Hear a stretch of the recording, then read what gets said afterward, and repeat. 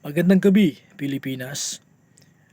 Guys, kung aabot ako ng 1 million followers sa Facebook at 1 million views sa videong ito at sa aking ibang mga videos at 1 million comments, likes and shares, pati na rin sa aking YouTube channel, Edon TV, kung aabot ako ng 1 million views sa aking mga videos or comments, pati sa aking mga subscribers, ay gagawin ko na ang aking dream na vlog, yun pong charity. Yun talaga ang aking gagawin, guys, kasi yun ang pinaka gusto kong gawin sa aking buhay, ang pagiging isang charity vlogger. Kapag umabot ako ng 1 million views sa lahat ng mga videos ko sa aking Facebook, sa followers sa Facebook, sa aking YouTube channel, guys, yun ang aking gagawin sa pamamagitan ng, syempre, guys, magsikap ako, tapos I will try my best. Gagawin ko ang lahat ng aking makakaya para maabot ko ang lahat ng iyon. Yes, i-challenge ko ang aking sarili na umabot ako ng 1 million views, 1 million followers sa Facebook, 1 million subscribers sa YouTube channel ko, at 1 million views sa aking lahat ng mga videos sa YouTube channel. Yan. Gagawin ko na ang aking plano na maging isang charity vlogger, guys.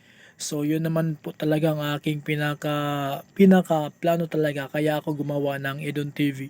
Kasi pagkatapos ng Edon TV, meron akong gagawing bagong YouTube channel, guys. Pero hindi ko iiwanan ang Edon TV kasi ito yung ginagamit ko na way para makabuo ako ng yung charity vlog ko na yun.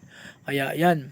Kaya sana, guys, supportahan nyo pa ako sa aking YouTube channel, at talagang challenge ko po ang aking sarili na umabot ako ng 1 million views sa YouTube, 1 million views sa subscribers, likes and shares, sa ganun din po sa Facebook, sa aking mga followers, and sa TikTok na rin po, guys. So, guys, sana supportan niyo po ako sa lahat ng mga ginagawa kong ito, na sa tingin ko na hindi naman nakaka-apak ng tao, di ba? Nakaka-apak ng ano ba 'yun?